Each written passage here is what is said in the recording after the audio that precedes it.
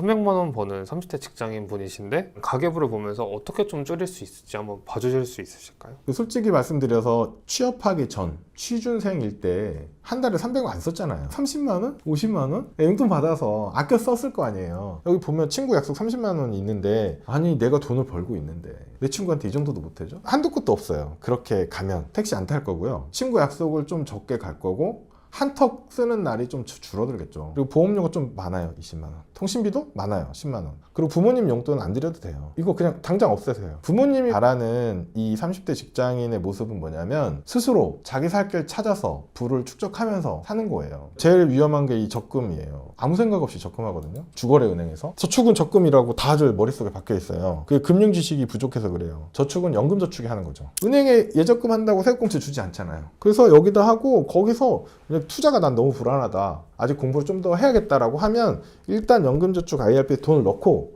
거기서 예금을 사거나 예금 같은 상품을 사면 돼요. 은행 예금한 거랑 똑같잖아요, 이자가. 근데 여기는 과세, 여기는 과세 이연 저율과세, 세액공제도 주고, 은행이 예적금을 할 이유가 하나도 없어요. 연금 계좌에 넣으면 돈을 못 빼는 걸로 저는 알고 있는데, 그러면 저희 집은 어떻게 해서고 막. 영혼은 놔둬야죠. 영혼이 뭐냐면 연금, 이런 거 놔두고 은행이랑 같이 사야죠. 따로 모은 거 가지고 사는 거고. 논리가 뭐 아파트 가격이 많이 오를 거 아니냐고. 많이 오르면 좋죠. 안 오르면 어떻게 할 거냐, 저는 이렇게 묻는 거죠. 안 올라도 먹고는 살아야 되잖아요. 그래서 연금 계좌는 갖고 있어야 된다는 거죠. 버는 거를 기준으로 쓰기 시작하면 다 부족해요. 월급이 좀 오르면 여유가 생기겠지라고 생각하지만 오르면 오른 만큼 써요. 한 달에 1,000만 원 버는 대기업 부장님들, 은행 지점장님들 한 달에 1,000만 원 넘게 받아도 부족해요. 저축을 못해요. 이게 놀랍죠. 왜냐면 나는 한 달에 300인데 어떻게 한 달에 1,000만 원을 다 쓰지? 라고 생각하지만 가족이 있고 아이들이 있고 교육비가 들어가고 아파트 대출금이 나가고 뭐 이렇게 하다 보면 그 돈에서 저축을 못 한대요. 그런 사람도 되게 많아요. 뭘 줄여야 되냐 이런 얘기를 많이 하는데, 이 행동장치라는 말이 있어요. 어떤 행동을 할 수밖에 없게 만드는 장치인데, 가장 좋은 행동장치 중에 하나가 실거주용 집을 사는 거예요. 집을 사면 대출 원리금이 나가잖아요. 그럼 돈을 못 써요. 돈이 없으니까. 이자 나가는 거 아깝다고 생각을 하는데, 이자 나가는 것보다 더 큰 소비 절약 효과가 있어요. 지금 이분 같은 경우에 월세가 70만 원이잖아요. 그러니까 너무 비싸요. 차라리 전세를 구하던가 대출을 받아서 아주 작은 아파트를 산다면, 그러면 그 돈이 확 굳어요. 돈을 안 쓰게 돼요. 못 쓰니 없으니까. 그 돈을 집주인한테 줄 게 아니고 은행한테 좀 주고, 내 미래의 나를 위해서도 좀 주고. 난 집이 하나 생겨요, 자산이. 그 자산은 우상향한다. 집값이 조금씩이라도 오른다고 하면 그게 엄청 큰 거죠. 대출은 굉장히 위험하다고 생각해요. 근데 대출은 위험한 게 아니에요. 두 번째 행동 장치가 연금이에요. 연금저축과 IRP를 합쳐서 개인연금이라고 하는데, 개인연금에 1년에 900만 원을 넣으면 세액공제 혜택이 148만 5천 원 환급돼요. 148만 원 준다니까요, 정부에서. 16.5%. 엄청난 거잖아요. 매년 저축하면 그 돈만큼 주는 거예요. 한 달에 75만 원이에요. 연금저축에 50, IRP에 25, 75만 원. 유혹도 많지만 예상하지 못한 일이 터져요. 고향의 부모님이 다쳤대, 수술받아야 돼, 냉장고 고장나고 막 이런 일들이 생기잖아요. 그렇게 되면 이제 돈 모으는 게 좀 지치거나 그럴 수 있죠. 내가 돈 모으는 것 때문에 아무것도 못하고 살아야 되나? 이런 게 올 수도 있죠. 언제 죽을지 모르기 때문에 내가 버는 건 내가 쓰고 싶다, 이렇게 얘기하시는 분들 많아요. 그럼 그렇게 사셔야 돼요. 그분은 제가 말릴 수가 없잖아요. 자, 근데 10년 후를 딱 지나고 보잖아요. 완전히 달라져 있어요. 준비를 한 사람은 여유로워요. 준비를 못한 사람은 나이가 40, 50이 됐는데 통장에 1,000만 원도 없대요. 뭐 했냐고. 여행 가고 맛있는 거 먹고 이렇게 하는 거죠. 잘 살았다고. 그럼 잘 살면 되는 건데, 문제는 갑자기 회사를 잘릴 것 같아. 실제로 동료들, 선배들이 회사를 잘려. 일을 못하는데 저축도 안 해놨어. 먹고 살 게 없는 거죠. 근데 그게 꼭 그때 돼야지 알게 돼요. 지금은 나 35밖에 안 됐는데 나 뭐 자유롭게 살 거야. 옷도 뭐 입고 내가 버는 만큼 내가 쓰겠다는데 내가 뭐 과소비했나? 내가 더 썼나? 아니잖아. 그 사람이랑 비교하면 나도 써도 된다고 생각이 들어요. 저 친구가 명품백을 샀어. 쟤랑 나랑 회사 동기인데? 월급이 똑같은데? 그럼 나도 하나 사야지. 그러니까 자기의 기준점이 친구가 기준점이 되면 자기는 아낀다고 생각한 거예요. 대부분의 문제가 비교에서 와요. 어제 나와 비교하자. 작년에 나는 통장에 100만 원도 없었어, 연말에. 근데 올해 내가 연금저축에 묻지도 따지지도 않고 그냥 돈을 넣었어. 세액공제라도 받으려고. 그러면 900만 원이 쌓이고 내년에 148만 원이 생겨요. 작년에 나와 비교하면 엄청 훌륭해진 거죠. 마음이 뿌듯해요. 이 돈 불어나는 거 보면 차 안 바꿔도 돼. 해외 갔다 오네 안 부러워요. 그 생활이 20년, 30년 쌓이잖아요. 그런 차이가 많이 나요. 이쪽 사람은 두려움이 없어요. 노후에 대한, 생활에 대한. 근데 이 사람은 두려워. 실제 할 수 있는 게 별로 없어. 비교하지 않기 위해서 비교를 이제 나랑 하는 게 나랑.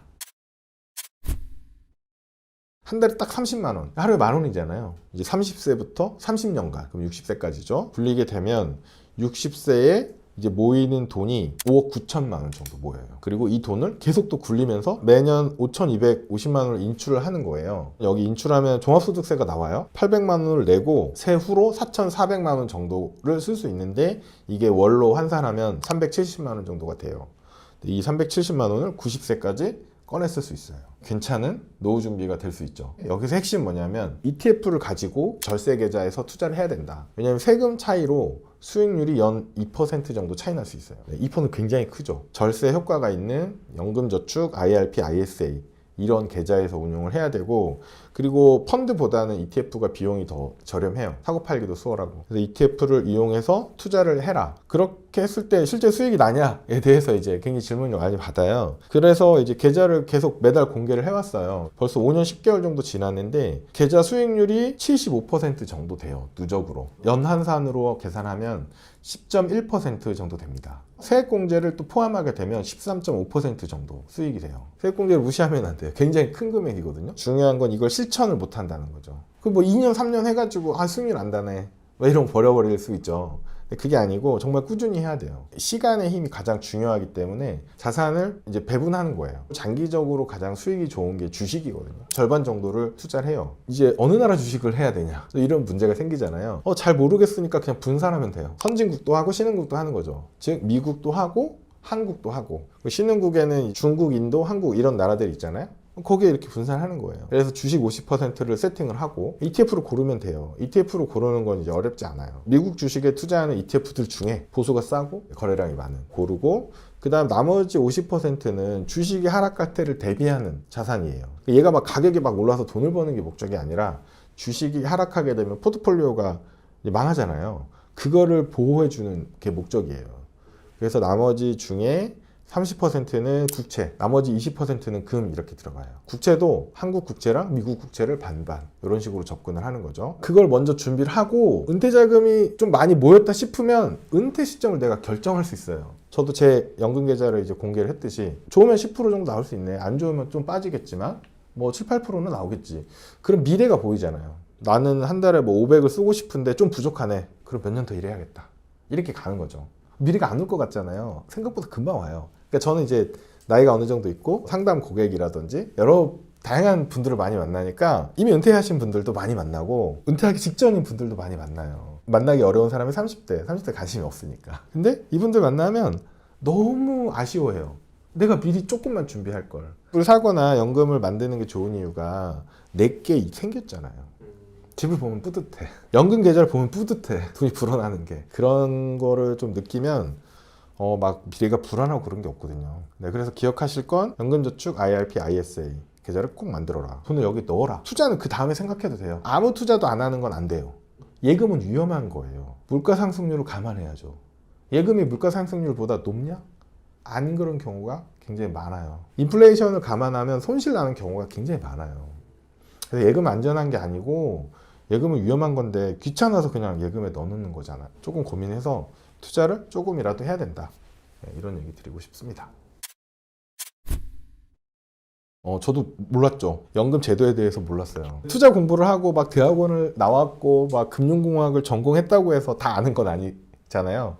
분야가 너무 많아서 잘 몰랐는데 2018년도에 알게 됐어요. 저도 연금저축보험에 한 17년 정도 돈을 넣었죠. 아무 생각 없이. 계좌의 수익률을 확인해 봤더니 1점 몇 %예요. 연. 그 예금 수준이었어요. 그래서 그 돈을 다 연금저축 펀드로 이관하고 연금 계좌를 싹 공부를 해보니까 이거 해야겠네? 연금을 따로 준비한 건 그때가 처음이었어요. 근데 그것도 벌써 6년 됐어요. 6년 동안 받은 세액공제 금액만 몇백만 원이죠. 근데 그걸 안 했으면 그 몇백을 그냥 버린 거죠. 그걸 계속 굴린 거죠. 계속 매년 또 넣고. 돈 많이 번 건 아니에요. 근데 수익률이 꾸준히 나고 있고 돈을 계속 저축을 하고 있기 때문에 내가 뭐 몇 살 이후에는 내가 원해서 은퇴를 할 수도 있겠다. 그림은 이제 그려지는 거죠. 목돈이 중요한 게 아니고 돈이 쌓이는 속도가 중요해요. 가끔 그런 질문을 받아요. 한 3억 정도, 한 6개월 정도 잠깐 맡아두고 있다. 보증금 이런 거. 근데 이거를 한 6개월 정도 바짝 불릴 방법이 없냐. 세상에 그런 게 없어요. 그런 게 있으면 하고 있겠죠. 그걸 해주겠다고 하는 사람들이 있어요. 다 사기꾼이에요. 그리고 자기가 뭐 5천만 원 정도 손실 봤는데 한 6개월만 바짝 이것 좀 회복할 수 없냐고.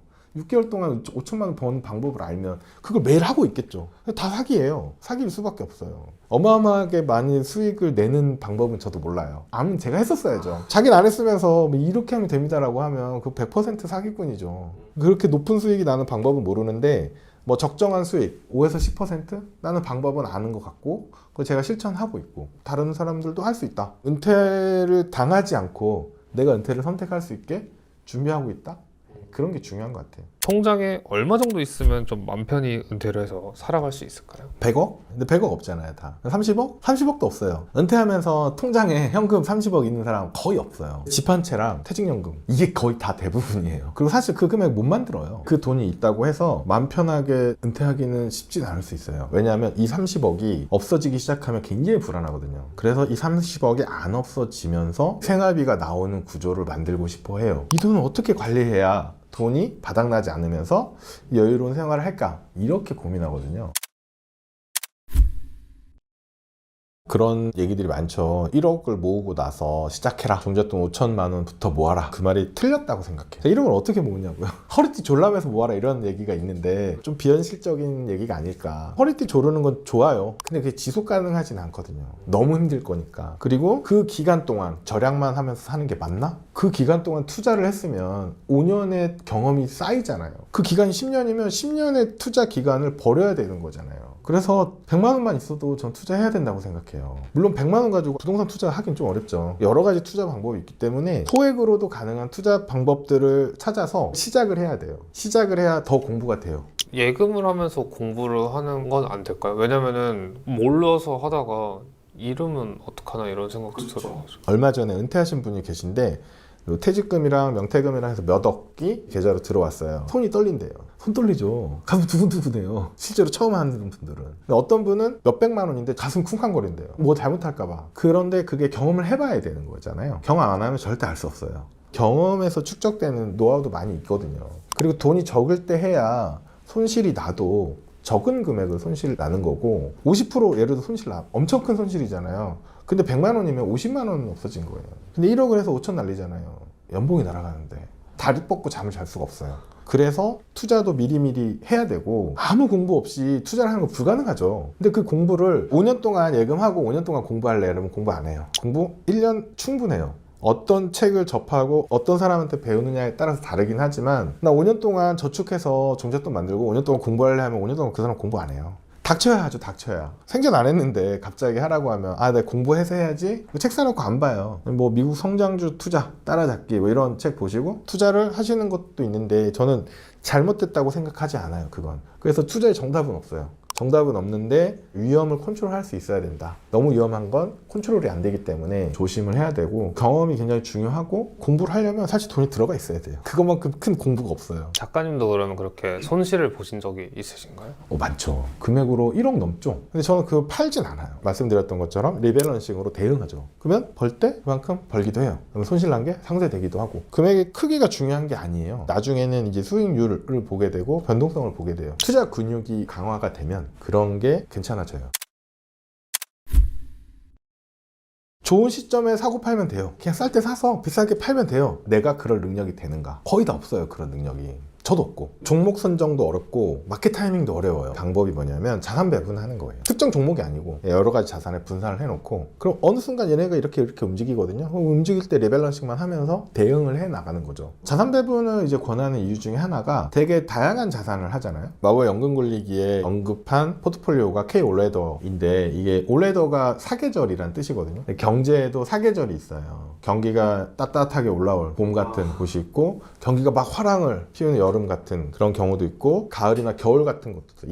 2022년이 겨울이죠. 겨울에 1년 동안 갔어요. 너무 힘들어했죠. 모든 투자자들이. 그래서 이런 경제 사계절을 잘 견딜 수 있는 투자법 사계절을 잘 버티기 위해서 중요한 게 뭐냐면 자산을 움직임이 다른 애들을 섞어야 돼요. 움직임이 비슷한 애들을 섞는 건 의미가 없어요. 같이 올라가고 같이 떨어질 테니까. 그래서 주식, 국채, 금, 달러 자산을 배분하는 거예요. 지역도 분산하죠. 한국에만 하는 게 아니고 미국 같은 선진국이나 여러 나라에 분산을 지역 분산도 하고 통화 분산, 원화로 기본적으로 돼 있지만 달러 자산을 가져가요. 그래서 이렇게 세 가지 분산을 통해서 자산을 분산하는 거를 이제 K-올레더라고 해서 설명을 드린 거죠. 코인이나 개별 주식 투자를 하고 싶다면 어떻게 하는 게 좋을까요? 계좌를 분할하는 거예요. 이걸 핵심 이성 전략이라고 하거든요. 핵심 자산은 자산 배분으로 안정적으로 운영하고 지구 옆에 달이 있듯이 위성 전략을 가져가는 거예요. 계좌를 따로 만들어서 여기서는 미국 주식 투자하고 계좌를 따로 만들어서 여기서는 코인 하기도 하고. 근데 여기 돈이 섞이면 안 되겠죠. 얘는 안정적으로 가야 돼. 1,000만 원이 있다고 하면 900만 원을 자산 배분하는 거예요. 근데 여기서 예를 들어 10% 수익이 나면 1년 후에 990만 원 되죠. 손해는 안 봐요. 그러면 900만 원만 투자했으니까 100만 원이 남잖아요. 50만 원은 개별주, 50만 원은 코인 하라는 거죠. 이게 다 날려도 1,000만 원이잖아요. 내년에 난 또 할 수 있어요. 그리고 만약에 이렇게 했는데 코인이 대박이 났어. 그러면 다시 계산하면 되죠. 이런 식으로 접근하는 방법이 있어요. 그러면 전체적인 자산 관점에서는 덜 위험하고 또 해보고 싶은 투자 해볼 수 있죠. 근데 이게 내가 6개월, 1년 했는데 코인이나 개별주 엄청 수익이 좋아. 그래서 이 자산 전부 다 연금에서 돈 다 빼가지고 이걸로 가겠다. 그건 좀 위험해요. 그래서 제가 보통 권해드리는 건 짧아도 3년에서 5년 정도는 이걸 따로 가져가야 돼요. 그 돈 가지고 계속 수익이 나는지 봐야 돼. 그리고 이 투자가 나한테 맞는지도 봐야 되고. 전문가라고 해도 다 믿으면 안 돼요. 저도 다 믿으면 안 돼요. 저 사람이 무슨 얘기를 하는지 맥락을 이해하시고, 예를 들어 저 같은 경우에 책을 썼으니까 도서관에 가서 책을 빌려서 한번 보세요. 이 사람이 어떤 논리로 이런 얘기를 했을까? 왜냐면 인터뷰로 다 안 나오니까 책을 보시고 비교를 해보시는 거죠. 예를 들어 어떤 유튜버가 나와가지고 지금 이게 좋아요. 이거 사세요. 저도 이거 샀어요. 그럼 따라 산단 말이에요. 근데 그게 되게 위험할 수 있어요. 이 사람이 언제 팔지 모르잖아요. 그리고 이게 다 사실인지 아닌지도 모르는 거고. 그래서 실제로 굉장히 유명한 몇십만 주식 유튜버가 선행매매했다고 해서 검찰에 고발당한 적이 있어요. 그분이 왜 샀는지 다 설명해줘. 그러면 나는 공부를 안 하고 그 사람 말만 듣고 그럴듯하네 하고 산단 말이에요. 나보다 먼저 사서 많은 사람들이 들어오면 가격이 오르잖아요. 먼저 팔고 나가는 거예요. 그런 거에 속고 있을 수도 있어요. 그래서 조심하셔야 돼요. 투자가 무조건 위험하냐? 그건 아니에요. 분명히 알아둬야 하는 게 예금도 위험해요. 예금도. 금리를 주잖아. 금리 주죠. 세금 뗐죠. 근데 물가를 딱 계산해보면 내가 원래 가지고 있던 돈보다 실제로 쓸 수 있는 돈이 적어진 거예요. 물가가 오르면 그만큼 올라줘야 되는데 예금이 무조건 안전한 건 만은 아니다. 그리고 그냥 은행에 가서 하면 되잖아. 그게 아니에요. 연금에서 하는 게 더 나을 수도 있어요. 금융 지식을 좀 쌓으셔야 돼요. 근데 우리나라는 이제 금융 교육을 제대로 안 시키잖아요. 그런 게 없기 때문에 우리가 금융을 모르는 거고, 그럼 우리 잘못은 아니에요. 근데 앞으로도 계속 몰라도 되느냐? 그건 아니에요. 지식을 좀 쌓아야 돼요. 그런 거가 좀 필요하다는 얘기를 좀 드리고 싶습니다. 시뮬레이션을 하나 해봤는데 83년생 40세를 기준으로 해서 기대 연명이 81세로 나와요. 은퇴 나이가 60세라고 가정을 할게요. 저축 가능한 기간이 20년이고 은퇴 후에 모은 돈으로 생활해야 되는 기간이 21년이 되겠죠. 현재 금융자산이 한 1억 정도는 있다라고 가정을 할게요. 수입이 500이고 현재 월 400 정도 쓰고 있다라고 가정을 하고 DC에도 한 5천만 원 있다라고 가정을 했어요. 그리고 이분이 은퇴 후에 월 생활비를 500만 원 정도 쓰고 싶다라고 했을 때 요즘 시세로 500만 원 정도의 생활비를 쓰려면 은퇴하는 시점에는 758만 원이 필요해요. 그리고 80세가 되는 시점에는 한 달에 1170만 원이 있어야 요즘의 500만 원 수준의 소비 활동을 할 수 있어요. 물가가 계속 올라가니까 그게 적용된 거. 그렇죠. 맨 위에 보면 인플레이션의 2.1%라고 되어 있는데 미래의 인플레이션은 아무도 모르잖아요. 과거 23년치를 분석을 해서 평균값을 쓴 거고, 이런 경우에 이분이 요즘 시세로 500만 원어치의 생활을 하려면 은퇴 후에 생활비 총액이 24억 원이 나와요. 지금 현재 가치로 계산하면 16억 정도 돼요. 나는 이제 준비가 안 돼 있으니까 어떻게 하나 걱정이 되는 거잖아요. 보통 예금을 먼저 하게 되잖아요. 예금을 하게 되면 이제 예금도 이자를 받으니까 이분이 얼마나 예금해야 되느냐, 그걸 계산을 해본 거예요. 매달 305만 원을 저축을 하면 60세에 은퇴해서 쓸 돈을 다 모을 수가 있어요. 예금 금리는 3.3%의 수익률을 줄 것이다. 이 3.4%도 과거 23년 동안 우리나라 예금 금리 평균이에요. 인플레는 2%가 있지만 예금도 이자를 주니까 한 3% 정도 이자가 나온다라고 가정했을 때 이분이 한 달에 305만 원을 예금을 꾸준히 하면 은퇴 준비가 돼요. 자, 그런데 문제는 이분이 한 달에 500 벌어서 400을 써요. 그래서 저축 가능 금액이 100만 원밖에 없어요. 네, 그러면 300만 원 저축을 못 하잖아요. 그렇다고 이분 보고 너 지금 400 쓰는 거를 200만 써. 그렇게 해서 300을 만들어서 저축해. 라고 하면 불가능하죠, 현실적으로. 쉽지 않죠. 근데 만약에 이분이 예금이 아니라 투자를 했다라고 가정을 해볼게요. 네, 투자를 했을 때 여기 8% 수익률이 만약에 나왔다. 라고 가정했을 때 이분이 한 달에 저축해야 되는 돈이 26만 원이에요. 예금으로는 300, 투자를 하면 26만 원만 하면 되는 거예요. 근데 이 수익률이 3.3%랑 8% 별 차이가 안 나죠. 돈은 거의 10배가 넘게 차이 나잖아요. 네. 26만 원, 300만 원. 근데 수익률은 얼마 차이가 안 나잖아요. 이게 복리 효과 때문에 그래요. 굴릴 기간이 지금 40세니까 60세까지 20년이 일단 남았죠. 그동안 저축하면서 굴리죠. 60세부터 81세까지는 인출하면서 또 계속 굴리는 거예요. 그러면 이분의 투자 기간은 40년이에요. 어마어마한 복리 차이가 나죠. 72법칙이라고 있잖아요. 원금이 2배 되는 데까지 걸리는 기간이에요. 내가 만약에 7.2% 수익률이 난다라고 가정을 하면 원금이 2배 되는데 10년 걸려요. 근데 만약에 7.2% 수익률이 나는데 지금처럼 투자 기간이 40년이다. 그러면 원금이 2배를 4번 할 수 있죠. 2의 4승이 되는. 맞아요. 이게 4승이 돼요. 16배. 엄청난 금액이죠. 그래서 보통 투자를 할 때 종잣돈 중요하고 수익률도 중요하고 투자 기간도 중요한데 종잣돈을 얼마 모아야 되고 종잣돈이 많이 필요하다 이런 얘기 많잖아요. 제가 보기에 가장 중요한 건 종잣돈이 아니에요. 이 세 가지 요소 중에 가장 중요하게 생각하는 건 투자 수익률하고 투자 기간이에요. 종잣돈이 적어도 돼요. 50대인 분들은 60세까지 10년밖에 안 남았어요. 30세인 분들은 60세까지 30년이라는 기간을 갖고 있어요. 그 둘이 똑같은 수익률을 낸다고 했을 때 돈의 차이가 엄청나죠. 투자를 왜 일찍 하라고 하냐 하면 오래 사는 건 내가 정할 수 없잖아요. 그리고 종잣돈의 크기를 내가 정하기는 어려워요. 그런데 투자 기간 내가 결정할 수 있어요. 가장 유명한 투자자가 워렌 버핏인데 5, 60년 동안 낸 수익률 연평균으로 20% 정도 돼요. 버핏도 20%밖에 안 되는데 사람들이 그런 생각은 안 하잖아요. 근데 난 20% 더 낼 수 있을 것 같아 라고 착각하죠. 왜냐하면 자기가 뭐 샀는데 그게 30% 올랐어. 하루 만에 30% 오르니까. 그럼 1년에 20%는 아무것도 아니지 라고 생각을 하는데 생각보다 실전을 해보면 그게 굉장히 어려운 거라는 걸 나중에 알게 돼요. 이거를 귀찮고 뭐 번거롭고 나는 종잣돈이 없으니까 나중에 할래 라고 미루는 순간 이 투자 기간이라는 귀중한 리소스를 버린 거예요. 시간이 정말 중요하다라는 얘기를 드릴 수 있고 이분 같은 경우에도 수익률 차이가 뭐 3%나 8%나 뭐 그렇게 막 드라마틱한 차이는 아닌데 실제 이분이 저축해야 되는 돈은 10배가 차이 나는 거예요. 한 달에 26만 원만 저축을 하면 되기 때문에 자기가 저축하는 금액 100만 원 중에서 가능하죠. 실현 가능한 노후 준비. 금액마다 다르고 주택임 신청자의 나이마다 좀 다르긴 한데 예를 들어서 서울에 10억 초반대 아파트를 갖고 있으면 100만 원에서 130, 40만 원까지 또 받을 수 있어요. 국민연금 200에 주택연금까지 하면 300만 원이 되잖아요. 문제는 사람들이 만족을 못해요. 너무 적은 거예요. 거기서 되게 문제가 뭐냐면 국민연금 65세부터 받거든요. 그때까지 생활비 어떻게 할 거냐 이거죠. 65세까지 일할 수 있느냐? 거의 없어요. 명예퇴직이나 권고사직도 되게 많거든요.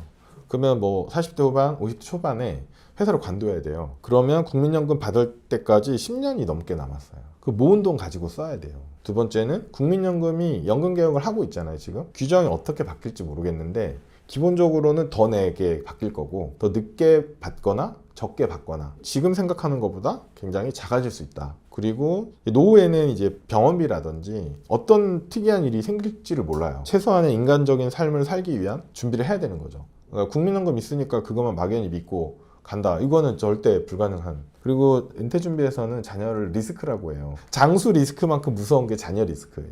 왜냐면 직장 생활 뭐 성실히 하고 한 30년 일을 하시고 하면 은퇴할 때 퇴직금이 몇 억은 있거든요. 30년 일했으니까. 퇴직금을 받았는데 그때쯤에 자녀가 결혼을 해요. 그럼 결혼 비용 몇 천만 원, 뭐 혹은 억 단위까지 보태주고 그러면 이제 부모 노후 준비할 돈이 없는 거예요. 최고로 위험해요. 자녀 리스크가 다른 것보다 현실을 자각해야 되는데 어떻게든 되겠지라고 생각하는 사람들도 생각보다 많아요. 자녀 일은 자녀가 알아서 하게끔 둬야 돼요. 어쩔 수 없어요. 정말 은퇴 준비 다 되고 한 달에 500씩 캐시플로우가 나올 수 있는 그런 준비가 되어 있다면 그거에서 남는 돈 도와줄 수 있죠. 도와준다고 접근해야지 내가 해결해 준다라고 접근하면 답이 없는 거예요. 그래서 노후 준비 안 돼 있어서 우리나라 이제 노후 빈곤율이 40%가 넘잖아요. OECD 평균의 3배가 넘어요. OECD 평균이 뭐 13, 14%인데 우리나라 40%, 10명 중에 4명. 빈곤한 노후를 보내고 있거든요. 미리미리 준비를 안 했다는 것도 있지만 준비를 못한 이유 중에 하나가 자녀라는 분석도 많거든요. 그리고 더 이제 중요하게 생각해야 되는 게 뭐냐면 자녀한테 좋은 부모가 어떤 건지 잘 생각해 봐야 되는데 결혼할 때 우리 부모님이 뭐 전세하는데 조금 보태줬어. 결혼 비용 보태줬어. 당연한 거 아니야? 부모도 당연하다고 생각했어. 근데 문제는 거기서부터 10년, 20년 후에 부모가 한 70이 됐는데 은퇴 자금을 다 써버렸어요. 자녀한테. 그리고 자기 돈이 없어요. 아까 얘기했던 것처럼 뭐 국민연금 조금, 그 다음에 뭐 주택연금도 못 받아요, 이런 분들은. 왜냐하면 자식이 그 집은 팔면 안 된다, 나한테 물려달라, 이런 얘기 하거든요. 실제로 부모들이 이제 마음이 약하니까 주택연금도 못 써요. 그럼 국민연금 100만 원, 150만 원, 200만 원 받는 거 가지고 생활을 해야 돼요. 근데 그거는 아파트 관리비 내고 기본적인 식생활 하고 나면 없어요, 그 돈. 자녀한테 손을 벌릴 수밖에 없잖아요. 좋아할 수가 없죠. 자기도 빠듯한데 맞벌이 하면서 애 키우면서 아파트 뭐 할부금 갚으면서 빠듯하게 살고 있는데 부모님이 너무 살기 어려워. 뭐 한 달에 100만 원씩 줄 수가 없잖아요. 자식이 부모를 만나러 가기가 쉽지 않죠. 오히려 결혼할 때 뭐 힘들겠지만 너네가 잘 모아서 해라 하시고 본인 노후 준비를 하셔야죠. 준비를 해놓은 상태에서 10년이 지나고 20년이 지났을 때 손주를 데리고 우리 집에 오면 용돈을 주는 거예요. 그때 자식한테 주면 얼마나 좋아하겠어요. 네, 봉투에 담아서 현금으로. 좋죠. 서로 관계가 오래오래 서로 즐겁게 볼 수 있는. 저도 자녀가 있지만 뭐 쉽진 않은 문제긴 한데 그런 부분을 꼭 알고 있어야 돼요. 저축을 안 하고 투자 활동도 안 하고 당연히 그런 아름다운 노후는 없는 거예요. 작가님은 그런 자녀 리스크 대비가 그럼 다 되신 건가요? 지금? 자녀 리스크를 대비하는 방법은 닥쳐봐야 알아요. 이런 이론은 저도 다 알고 있죠. 알고 있지만 나중에 어떻게 될지는 모르죠. 학교를 다니고 있으니까 교육비는 지금 지원을 하고 있고 대학을 졸업한 이후에는 지원하기 어렵다라는 얘기를 계속 하고 있지만 뭐 제가 여유가 되면 또 지원을 해줄 수도 있고 원칙이 그거죠. 내가 나의 배우자와 노후 생활을 즐길 준비가 되어 있는가. 그게 되어 있다면 어느 정도 지원해 줄 수 있는 거고 그게 안 돼 있으면 못한다. 그런 원칙을 이제 기억하고 있는 게 중요한 것 같아요. 네네. 한 달에 딱 30만 원. 하루에 10,000원이잖아요. 이제 30세부터 30년간, 그럼 60세까지죠. 굴리게 되면 60세에 이제 모이는 돈이 5억 9천만 원 정도 모여요. 그리고 이 돈을 계속 또 굴리면서 매년 5,250만 원을 인출을 하는 거예요. 여기 인출하면 종합소득세가 나와요. 800만 원을 내고 세후로 4,400만 원 정도를 쓸 수 있는데 이게 월로 환산하면 370만 원 정도가 돼요. 이 370만 원을 90세까지 꺼내 쓸 수 있어요. 괜찮은 노후 준비가 될 수 있죠. 여기서 핵심 뭐냐면 ETF를 가지고 절세 계좌에서 투자를 해야 된다. 왜냐하면 세금 차이로 수익률이 연 2% 정도 차이 날 수 있어요. 2%는 굉장히 크죠. 절세 효과가 있는 연금저축, IRP, ISA 이런 계좌에서 운용을 해야 되고 그리고 펀드보다는 ETF가 비용이 더 저렴해요. 사고 팔기도 수월하고. 그래서 ETF를 이용해서 투자를 해라. 그렇게 했을 때 실제 수익이 나냐에 대해서 이제 굉장히 질문을 많이 받아요. 그래서 이제 계좌를 계속 매달 공개를 해왔어요. 벌써 5년 10개월 정도 지났는데 계좌 수익률이 75% 정도 돼요. 누적으로. 연한산으로 계산하면 10.1% 정도 됩니다. 세액공제를 또 포함하게 되면 13.5% 정도 수익이 돼요. 세액공제를 무시하면 안 돼요. 굉장히 큰 금액이거든요. 10%가 난 거는 약간 운의 영역도 없지 않아 있을 거예요. 예를 들어서 코로나 때 굉장히 많이 빠졌었고요. 그리고 2022년에도 하락을 많이 했어요. 어떤 해에는 또 많이 좋았고 이런 것들을 이제 같이 보여드리는 거죠. 공유를 하고 나도 손실 났다. 그리고 나도 수익 나고 있다. 뭐 이런 것들을 이제 보면서 좀 힘내시라고. 네. 저는 수익률 8, 9%가 나온다고 생각을 해요. 중요한 건 이걸 실천을 못 한다는 거죠. 그 뭐 2년, 3년 해가지고 수익률 안 나네. 뭐 이런 거 버려버릴 수 있죠. 근데 그게 아니고 정말 꾸준히 해야 돼요. 시간의 힘이 가장 중요하기 때문에 자산을 이제 배분하는 거예요. 장기적으로 가장 수익이 좋은 게 주식이거든요. 절반 정도를 투자를 해요. 이제 어느 나라 주식을 해야 되냐 이런 문제가 생기잖아요. 잘 모르겠으니까 그냥 분산하면 돼요. 선진국도 하고 신흥국도 하는 거죠. 즉 미국도 하고 한국도 하고 신흥국에는 중국, 인도, 한국 이런 나라들이 있잖아요. 거기에 이렇게 분산하는 거예요. 그래서 주식 50%를 세팅을 하고 ETF를 고르면 돼요. ETF를 고르는 건 이제 어렵지 않아요. 미국 주식에 투자하는 ETF들 중에 보수가 싸고 거래량이 많은 고르고 그 다음 나머지 50%는 주식이 하락할 때를 대비하는 자산이에요. 얘가 막 가격이 막 올라서 돈을 버는 게 목적이 아니라 주식이 하락하게 되면 포트폴리오가 망하잖아요. 그거를 보호해주는 게 목적이에요.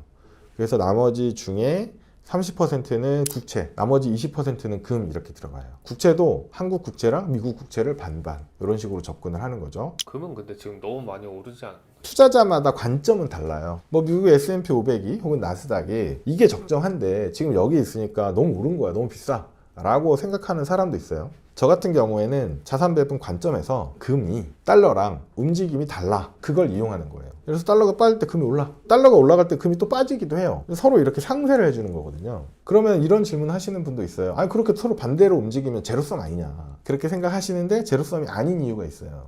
뭐냐면 리밸런싱 보너스라고 해서 주식이 빠질 때 달러나 금이 막 올라가잖아요. 그러면 비싸진 금을 일부 팔아서 싸진 주식을 사는 거예요. 고가 매도, 저가 매수죠. 언젠가는 주식이 다시 오르겠죠. 근데 내가 싸게 샀잖아요. 그러면 또 언젠가 빠지겠죠. 그럼 다시 비싼 얘를 팔고 일부 얘를 또 사요. 고가 매도, 저가 매수. 이걸 계속 반복하는 거예요. 그런 식으로 대응을 하기 때문에 지금 얘가 얼마냐, 지금 얘가 비싸냐 싸냐를 보지 않아요. 모든 포트폴리오를 구성하는 가장 기본은 상관관계예요. 예를 들어서 S&P 500이랑 나스닥이랑 같이 가져갈 이유는 없어요. 얘네 둘이 상관관계가 굉장히 높아요. 같이 움직여요, 같이. 그럼 이 조합에서는 둘이 캐릭터 겹치기 때문에 둘 다 넣을 필요는 없거든요. 그래서 다르게 움직이는 애가 필요한 거예요. 네, 근데 그걸 이해하게 되면 투자가 생각보다 안 어렵죠. 그리고 매번 뭘 맞추기 위해서 노력하지 않아도 되고, 예를 들어서 최근에 이제 트럼프가 당선이 됐잖아요. 트럼프의 어떤 정책들이 주식 달러 금리를 올릴 것이다, 뭐 이런 예측들이 많이 있어요. 전망과 예측을 기반으로 투자를 하려고 많이 하는데 왜 그러냐면 인간의 본성이에요. 미래를 예측하고 싶어요. 개구리가 울면 비가 올 수도 있겠다, 이런 식의 예측을 통해서 인류가 생존했기 때문에 예측을 하고 싶은 본능은 너무 자연스러운 거예요. 그래서 투자를 할 때도 그걸 하고 싶은 거죠. 예측이나 전망이 무조건 잘못됐다는 얘기는 아니라 안 맞을 경우에 큰 손실이 있을 수 있으니까 조심스럽게 접근하자, 뭐 이렇게 말씀을 보통 드리죠. 예. 제가 원래는 이제 은행원이었어요. 부지점장으로 영업점에서 일을 하게 됐는데 상품을 팔아야 돼요. 펀드를 많이 팔죠. 펀드가 고객한테 진짜 좋은 펀드냐에 대해서 고민을 좀 많이 하게 되더라고요. 저는 제가 이제 금융 공부를 따로 했으니까 뭐 금융공학 대학원도 나왔고 하니까 이걸 분석을 하는 방법을 조금 알아요. 아니까 이 상품은 너무 위험하다, 제가 판단이 되는 거죠. 고객한테 권할 수가 없어요. 근데 그런 상품 중에 일부는 판매 수수료가 많아요. 은행에 수익이 많이 잡히는 거예요. 그러면 많이 팔라고 권장이 되는 거예요. 그럼 고객한테 그런 상품을 추천해야 되는 상황이 되는 거예요. 저도 월급 받는 은행원이었으니까. 근데 그게 너무 싫더라고요. 이게 더 좋은 건데 이건 심지어 은행에서 팔지도 않아. 효율적인 상품은 생각보다 적고 얼마 안 됐지만 모 은행에서 어떤 펀드들 때문에 이제 사고가 터져가지고 그런 일들이 많이 있었어요. 신문만 찾아보면 엄청 많이 나오거든요. 그렇기 때문에 그런 걸 기대하시면 안 돼요. 거기에 있는 직원이 아무리 친절하다고 해도 선뜻 몇 억의 노후 자금을 한 상품에 이렇게 확 넣을 때는 충분히 고민을 해봐야 되거든요. 그런 문제들이 굉장히 많이 일어나고 있고 앞으로도 많이 일어날 거예요. 그래서 조심하셔야 돼요. 그럼 투자가 무조건 위험하냐? 그건 아니에요. 분명히 알아둬야 하는 게 예금도 위험해요. 예금도. 금리를 주잖아. 세금 뗐죠? 근데 물가를 딱 계산해보면 마이너스 났네? 내가 원래 가지고 있던 돈보다 실제로 쓸 수 있는 돈이 적어진 거예요. 물가가 오르면 그만큼 올라줘야 되는데 예금이 무조건 안전한 건 만은 아니다. 그리고 그냥 은행에 가서 하면 되잖아. 그게 아니에요. 연금에서 하는 게 더 나을 수도 있어요. 그래서 이제 금융 지식을 좀 쌓으셔야 돼요. 근데 우리나라는 이제 금융 교육을 제대로 안 시키잖아요. 초중고 내내 금융고 받아본 기억이 없어요. 요즘도 마찬가지예요. 우리 잘못은 아니에요. 근데 앞으로도 계속 몰라도 되느냐? 그건 아니에요. 공부를 해서 지식을 좀 쌓아야 돼요. 그런 거가 좀 필요하다는 얘기를 좀 드리고 싶습니다.